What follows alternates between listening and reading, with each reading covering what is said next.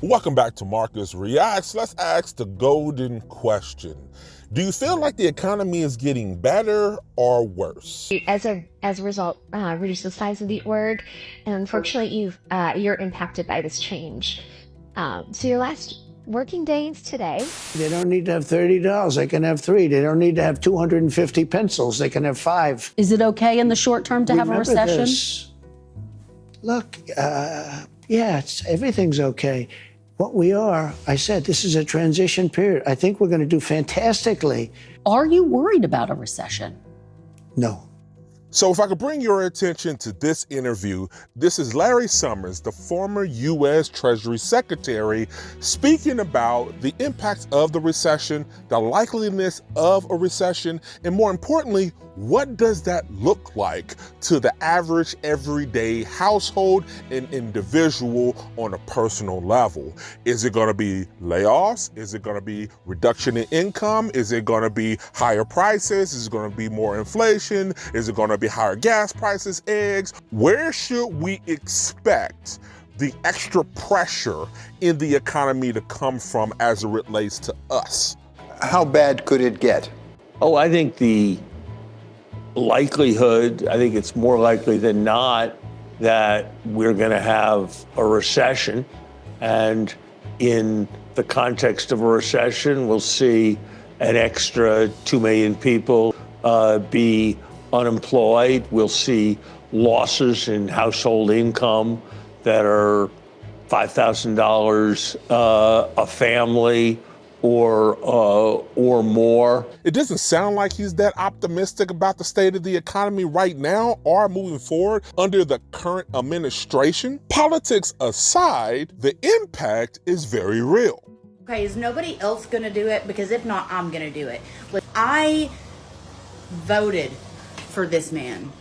It's okay to disagree with somebody. The price of living, the price of school supplies, food, things that we need to have are skyrocketing. When tariffs were announced, we were told that the American jobs were safe. Tariffs sound like it's so far away, when in all reality, it's not. It's in our homes, it's in our schools, it's in our jobs, it's in our hearts, it is in our wallets. It blows my mind that this isn't talked about enough, especially right now, where we're seeing everything skyrocket. And I, for one, am sick of it. I, for one, am infuriated. Because what should have not affected the American people, what should not have affected, was the middle class or the lower class, and guess who's most infected? The middle class, the lower class. Wake up. It's okay to disagree with somebody. It's okay to say, you know what? This is wrong. He did wrong with this. He's not perfect. There's only one man perfect, and that is God. Only one man that can save us, and that is God. There is only one man that will never let us down, and that is God. Get it in your head. So let's hear from the average individual. What is their experiences? What are their concerns? Are they concerned about the same thing as these quote unquote professionals are concerned about as it relates to the economy? Let's take a look. My biggest fear is that people won't wake up. My biggest fear is that people won't ever wake up. I have a friend who is a truck driver and was actively at the port in Seattle, seeing that shipping containers were not coming in.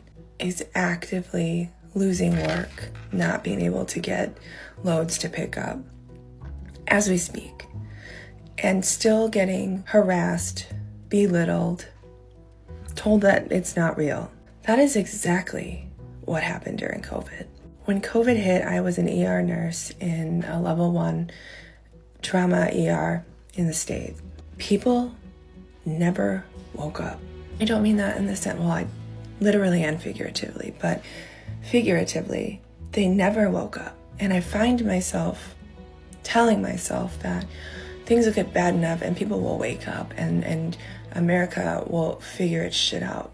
It has to get bad enough for enough people and then they'll wake up.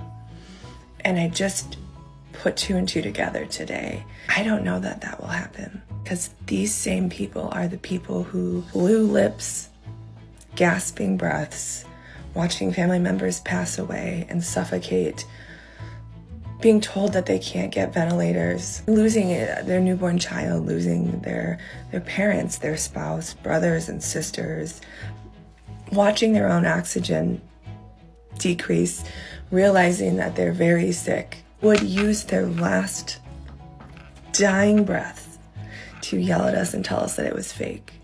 They never woke up. There were people who spent months in the ICU with their spouse or their loved one and still refused to get the vaccine, refused to believe that COVID was real. That is how set in their ways they were. I don't know that people will wake up for this.